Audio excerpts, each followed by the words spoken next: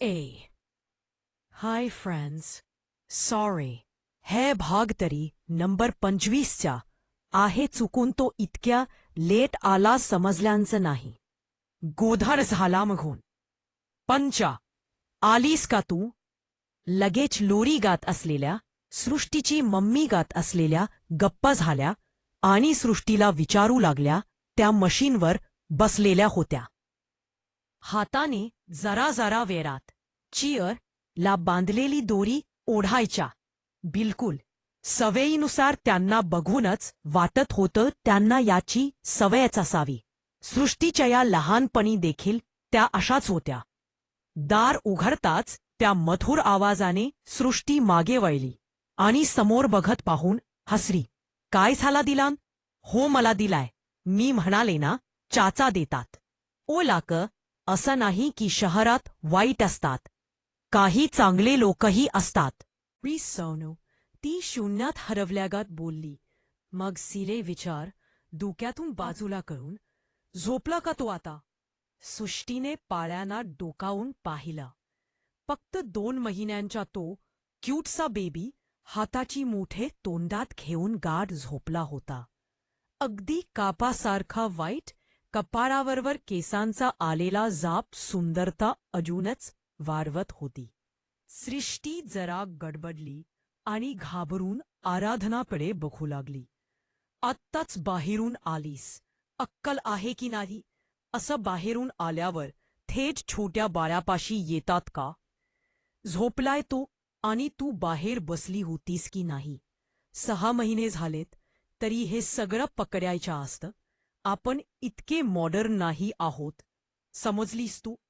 सृष्टी हसत हसत म्हणाली, हो समजलं. नाही तर येणारच नाही. बाहेर गायला निघाली.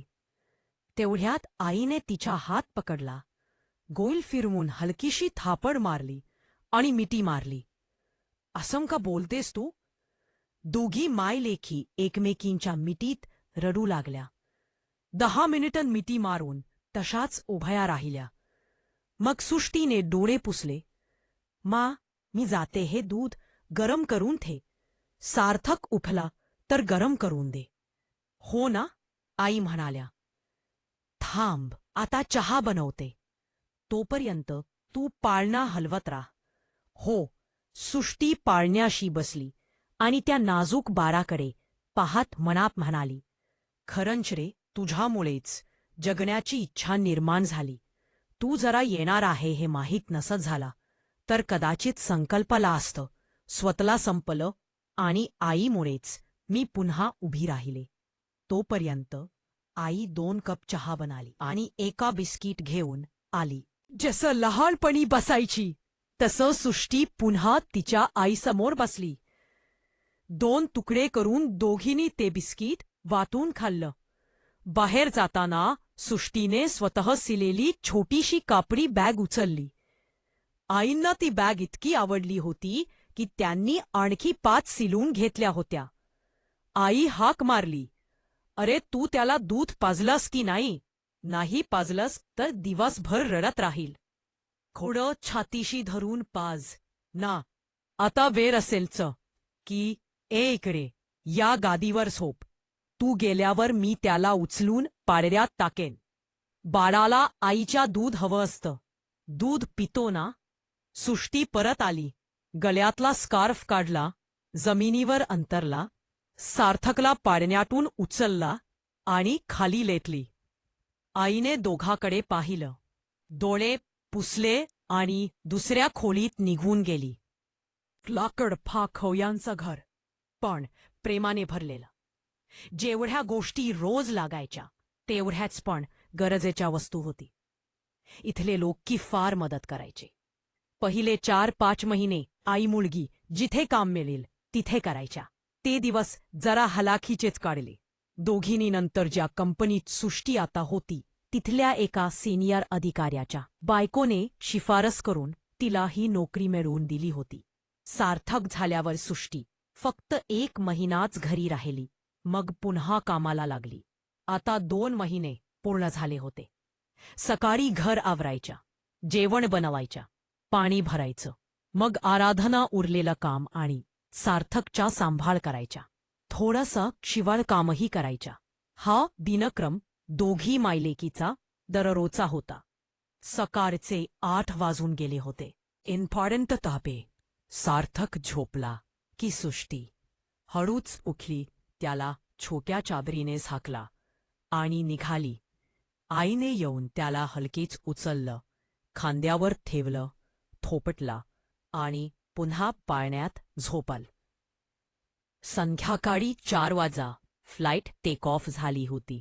अर्पणा मॅडम आणि बाकीच्यां सीट वेगळ्या साईडला होते, कारण त्यालंच मुलाशी नीट बोलणंही झालं नव्हतं. 2 तासांत पुणे विमानतळ खाली उतरताच अर्पणा मॅडम पुढे चाललेल्या कबीरला हाक मारल्या. कबीर, कबीर, कुठे चाललायस? आधी नानांच्या घरी जाऊया. मागे बॉडीगार्ड्स, सीमा, रीमा, देवांश, सगळे. अर्पणा मॅडम पूर्ण देसी अवतारात आल्या होत्या, कसलाही बंधन नाही. कबीर हसला. मॉम, तुम्ही कधी छोटी मुलगी होता का? तुम्ही माझ्या मॉम आहात की मला तुम्हा शिकवावं लागेल? अर्पणा मॅडम कमरेवर हात देऊन आणि अजी आतबात बसकर. तुझ्या बाबासारखांचं. कुठेही मॅनर्स मॅनर्स करते बसू नको. मॅनर्सने पोट नाही भरत. कधी मोकळेपणाने जगत नाहीत. कधी पब्लिकेशन बंधुरून विषया नामच्यानी यावय. अर्पणा मॅडम कमरेवर हात देऊन. भस्कर, तुझ्या बाबा. मला शिकवावा लागेल. अर्पणा मॅडम, तेही करिया बी सोंदाक. मला मुकी करा. नाही, समजलं? आणि त्या पुढे निघून गेली. मिराज हसत म्हणाला, खरंच सर, बॉसला ऑर्डर देणारी फक्त बडी मॅडमच्याच. कंपनीसमोर गाडी थांबली. अजूनही बरेच कर्मचारी होते. नवे मालकाच्या स्वागतासाठी एंट्रन्सवर भयानक गर्दी जमली होती. सगळ्यांनी जोरदार वेलकम केली. कबीरने कोणाचाच हात मिळवला नाही. सगळीकडे फिरले. वर 2 फ्लोर, बाजूला बांधकाम चालू. अर्ध्या तासाने हिमेश झा म्हणाले, चहा कॉफी तरी मागवा. इथली कॉफी पाहिजे सर, खूप चांगली आहे. मॅनेजरने हाक मारली. शिला, सृष्टीला सांगा, मीटिंग हॉलला 10 कॉफी घेऊन या. कबीर फोनकडे पाहत होता. नाव ऐकताच वर पाहिलं. विराज मिराज दोघांनीही एकमेकांकडे पाहिलं. सृष्टी नावाने आता कबीरला प्रचंड चीड यायला लागली होती. तो मनात म्हणाला, ही सृष्टी कशी असू शकते? ती असे काही करेलच कशी? गावीही नाही, दिल्लीतही नाही. मग कुठे गेली ही मुलगी? कुठे भेटेल आता? मिराजने डोळ्याने इशारा केला. समजलो सर. बाहेर पडताना मिराज मनात म्हणाला, तुम्हाला तिची नफरत आहे, पण रोज रात्री तिचंच नाव घेऊन पितात ना तुम्ही. वेरे झालात तिला शोधायला. जेव्हा आपल्याजवळ असते तेव्हा किंमत करत नाही, आणि जेव्हा कायमची निघून जाते तेव्हा असंच होतं. त्या व्यक्तीचं नाव निघाला तरी जीव कासावीस होतं. पुण्यातल्या काही लोकांना सृष्टीचा फोटो पाठवला. परत फिरताना त्याची नजर एका मुलीवर पडली. 13 काही सांगत होती. चेहरा मासूम. पण आज एक आई दिसत होती. तिने छोटीशी कापडी बॅग हात घातला आणि निघून गेली. त्या दोघी मुली मागून बोलत होत्या, अगं तिने काय ऐकलं तुझं? सरांनी सांगितलंय की तिचंच काम आहे हे. क्या करणार? तिच्या बाळ फक्त 2 महिन्यांचा आहे ना. गरज नसती तर कंपनीत येतच नसती. बरं, बिनब्याही मुली काय करतात माहितीये? मोठे स्वप्न पाहिलं असंच होतं. आई वडिलांना सोडून शहरात आली. आता बघ ना, 2 महिन्यांच्या बाळ घेऊन फिरते. चूक झाली, शिक्षा मिळाली असं म्हणते. गावात राहायचं, शेती करायची, तिथेच शिकायचं. शहरात कशाला यायचं? दुसरी हसत म्हणती, खराया, गावात तोंड दाखवायला जागा नसावी म्हणून पोट बांधून शहरात आली असावी. हे सगळं ऐकून मिराज थिजला. ज्या मुलीला त्याने आणि कबीरने जगभर शोधलं होतं, ती अशा अवस्थेत भेटणार होती. तो धावताच बाहेर गेला. सृष्टी फोनवर बोलत होती. मा, फक्त 20 मिनिटं सांभाळ ना, मी कॅबने येईन. त्याला रडू देऊ नकोस, आज पगार होता. पण तो रडायला लागला म्हणून उद्या घेईन. मीटिंग चालू होती, मोठे लोक होते, मी पैसे मागायचे कसे. मिराजच्या डोळ्यात पाणी आलं. त्याने आपल्या गाडीच्या स्पोर्ट्सने आरोपानं ड्रायव्हरला सांगितलं,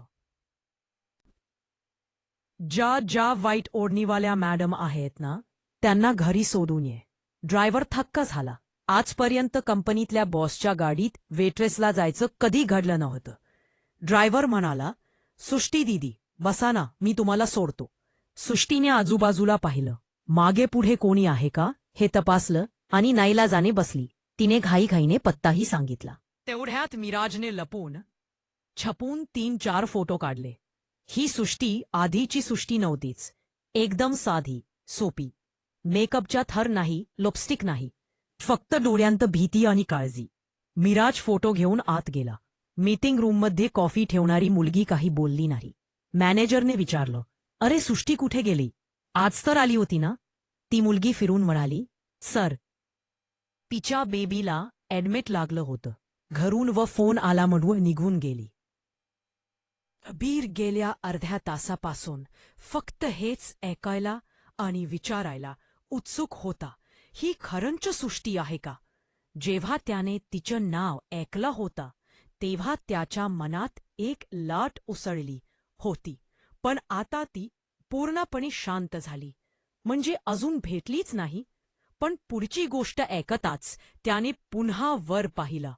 ती निघून गेली होती, पण बेबी कसा? लग्न झालेली आहे का? आपण वेगळे होऊन फक्त 9 महिनेच तर झाले आहेत. म्हणजे ही ती असणं शक्यच नाही. पण त्याला स्वतःलाच खात्री द्यायची होती. कॉफी संपताच कबीरने विराजला सांगितलं, कंपनीतले सगळे कामगार, वेटर, क्लीनर सगळ्यांच्या प्रोफाईल्स मागव. त्याच्या छातीत इतका जोरात धडधडत होतं की तो काहीच विचार करू शकत नव्हता. तेवढ्यात मिराज वर आला. काही बोलला नाही. फक्त सगळे निघण्याची वाट पाहत उभा राहिला, कारण 5 मिनिटापूर्वी त्याने सुष्टीची सगळी कहाणी ऐकली होती. अशी मुलगी कोणाला फसवेल, जिला स्वतःच्या चुकीचीही कल्पना नव्हती. दुसरीकडे गाडी घरासमोर थांबली. सुष्टीने 2 मिनिट म्हणून धावताच आत गेली. आई आणि मुलीला आर्या घेऊन बाहेर आली. ड्रायव्हर फक्त पाहतच राहिला. दोघी बसल्या आणि गाडी हॉस्पिटलमध्ये पोहोचल्या. तसं सार्थकला ॲडमिट कलन गेलं. सयव, पण दोघींकडे पैसे नव्हते. जरी असते तरी 500 रुपयांपेक्षा जास्त कधीच नव्हते. पगार मिळणार होता, तोही उद्या. आराधनाजीने गळ्यातला मंगळसूत्र काढलं. ड्रायव्हर हे पाहूनच आतून हादरल्यासारखं होतं. त्यांच्याकडे सुद्धा पैसे नव्हते. त्यालाही आज पगार मिळणार होता. तो होकारार्थी मान हलवत आणि मावशींना घेऊन गेला. मंगळसूत्र तोडलं. 10,000 मिळाले. ती त्यांच्या आयुष्यातली पहिल्या नवऱ्याकडून मिळालेली शेवटची निशाणी होती, जी आज त्यांनी नातवासाठी तोडली. ड्रायव्हरने बातमी ऐकली की बाळ ठीक आहे तेव्हा तो परत कंपनीकडे निघाला. आराधनाजींनी हात जोडले. खरंच आज तू फार मोठी मदत केलीस. 20 मिनिटांत तो ऑफिसला पोहोचला. कंपनीचा जुना मालक प्रचंड चिडला होता, कारण सगळे अजून तिथेच होते. ड्रायव्हर थेट आत गेला आणि म्हणाला, सर माफ करा, सर्वात जास्त गरज एका 2 महिन्याच्या बाळाला आणि त्याच्या आईला होती. जर वेळेवर पोहोचलो नसतो तर आज मी आईच्या बद्दुआला कारणीभूत ठरलो असतो. आणि सगळी गोष्ट एक एक करून सांगितली. मग शेवटी मिराजकडे पाहून म्हणाला, सर, तुमच्यामुळेच मी गेलो. आधी तर वेट्रेसला न्यायची इच्छाच नव्हती, पण तीही एक आई आहे. त्या दोघी एकमेकींच्या एकमेव आधार आहेत. आणि आश्रू पुसतं निघून गेला. बिचारा खूप भावूक झाला होता. मॅनेजरने हॉस्पिटलचं नाव विचारलं आणि लगेच बायकोला फोन लावून सगळं सांगितलं. मिराज गप्प उभा होता, पण आता तो स्वतःला थांबवू शकला नाही. डोळ्यांतून अश्रू वाहू लागले. दुसरीकडे सुष्टीला दुसऱ्या कुणाच्या सोबत बरोबर जाताना पाहून कबीरचा रक्तच जणू उकळतं होतं. त्या निळ्या डोळ्यांत आग लागली होती. तो फक्त बघत उभा होता की मागून या छोट्याशा कंपनीच्या चेअरमनचा आवाज आली, "सॉरी मिस्टर मित्तल, आम्ही तुमचा मौल्यवान वेळ घेतला." या सगळ्या गोंधळात कॉफीही थंड झाली. सगळे चुपचाप उभे होते. आता तर विराज मिराज दोघेही मनातल्या मनात विचार करत होते. आता हे डेव्हिल काय करणार कोणास ठाऊक.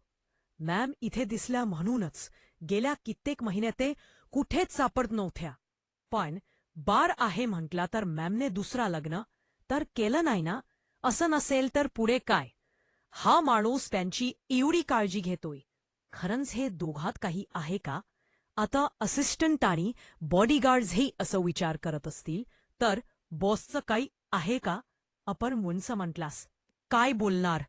कबीर तान तीन पक्का प्रचंड संतापाने टेबलावरच्या थंड कॉफीकडे बघत होता. मग अचानक उठत म्हणाला, "तुमच्या कर्मचाऱ्यांना खूप सत्तारुणी मसलेला की तेच पूर्ण स्टोरी ऐकलेली नसहोरी का. हरण काय, मी तर विचार करतोय की ती मुलगी मानी तयात आपली मुलगीच करावं. एवढी चांगली मुलगी मिळवणं नशीब असतं. हेच कोणीतरी तिचा फायदा घेऊन सोडून दिलाय. आता शॉक्ड होऊन बघण्याची वेळ बाकी सगळ्यांची होती. मलाही आधी काही माहीत नव्हतं, पण शशांकने सांगितलं तेव्हा मनात एक आशा जागली. कारण माझ्या मुलीने सुसाईड केलं होतं. पण ही मुलगी बघा, अजूनही एवढ्या संकटांना तोंड देऊन लहानपणापासून आजपर्यंत फक्त दुःखच सहन केले. दुसऱ्याचा बाळ आपलंसा करून जगते. पायीसोबत राहते. जग फार क्रूर आहे सर, पण शशांक आणि त्याच्या बायकोसारखे लोक फार कमी असतात. दुसऱ्याचा बाळ हे शब्द ऐकताच कबीराचा संपूर्ण चेहरा काळा पडला. कुमार सर पुढे म्हणाले, शशांकच्या बायकोने तिला रस्त्यावर बघितलं नसता तर आज आपल्याला अशी मुलगी बघायलाही मिळाली नसती. प्रयत्न केला पण तिने घेतले नाहीत. इतकी स्वाभिमानी आहे ती. इथे फक्त वेत्रेसाचं काम करते पण आपल्या तत्वांवर जगते. अशा परिस्थितीशी लढणारी लोक फार कमी असतात. अगदी तिच्यासारखी.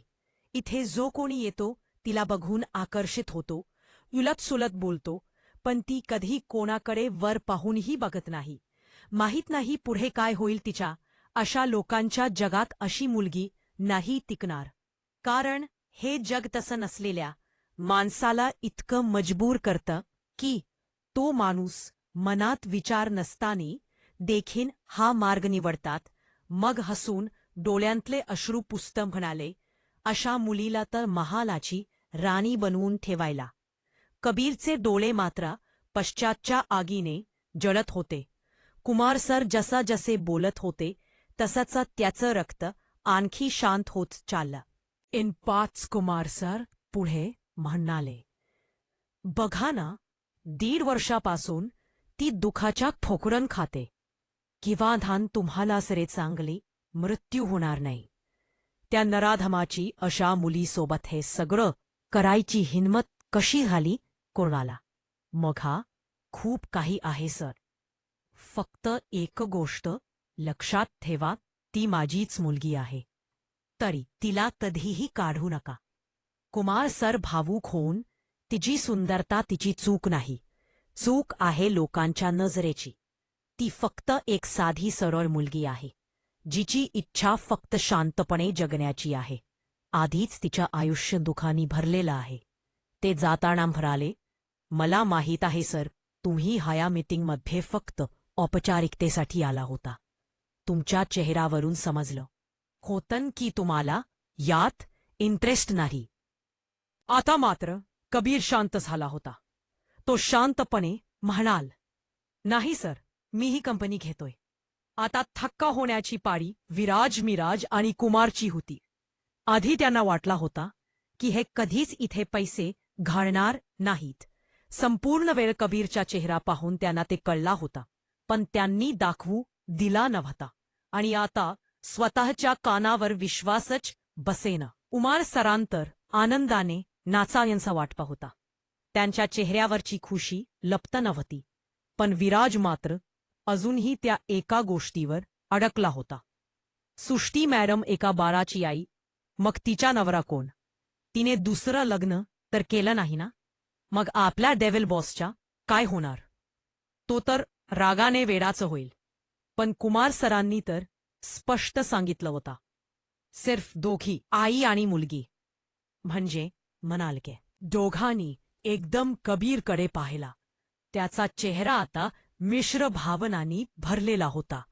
दोघांनाही कळेना की सर पुन्हा गैरसमज करतोय की नाही, पर त्याने काहीच बोलला नाही. मिराज तर कंपनीच्या ऑनरची जायची वाट बघत होता. तो कधी कबीरला सर्व सांगेल ते सर बाहेर जाताच मिराज झटकन कबीरच्या पायाशी बसला आणि डोळ्यात पाणी आणून म्हणला, सर खरंच मला तेच वाटतं. दुसरीकडे पुणे सर्वात मोठं हॉस्पिटल. ड्रायव्हरने गाडी हॉस्पिटल समोर थांबवली. सृष्टी आणि तिची आई दोघीही अवाक होऊन बाहेर बघत होत्या. हे हॉस्पिटल तर त्यांच्या अवाक्याबाहेरचं होतं. पण सृष्टीने गोदेतल्या सार्थककडे पाहिलं आणि बेशुद्धावस्थेतच धावली. तिने काही विचारच केला नाही. मागे शंशात गाडीतून उतरला. फोनवर आलेला मेसेज बघत राहिला. दिल्लीहून आलेल्या क्लायंटचा नंबर झळकला. सार्थक सृष्टीला इथे घेऊन या. सगळा खर्च आमचा असेल. तोसी जरा कोड्यात पडला. हा कोण खर्च करणारा? पण शंशात काही बोलला नाही. गाडी मागे घेतली. त्याची गाडी निघताच 4-5 लक्झरी कार्स हॉस्पिटलमध्ये शिरल्या. सृष्टी धावत इमर्जन्सी रूमकडे गेली. कबीर आणि तिघे थेट एमडीच्या केबिनमध्ये गेले. 2 तासांत सगळे टेस्ट रिपोर्ट्स हातात आले. तेवढ्यात डॉक्टर अश्विनी रहाणे, त्या डॉक्टर ज्यांनी सृष्टीची डिलिव्हरी केली होती, आयसीयूकडे धावल्या. तिथे सार्थक मशिनांनी वेढलेला आणि सृष्टी बेशुद्ध जमिनीवर पडलेली. डॉक्टर रहाणेंनी तात्काळ सृष्टीला ॲडमिट करवला आणि एमडी कमल यांच्या केबिनमध्ये बिनदिक्कत आत शिरल्या. कथा आवडतं नसल्यास लाईक, कॉमेंट, शेअर आणि चॅनलला सबस्क्राईब करायला विसरू नका. एपिकुर्त म्हणाय असल्यास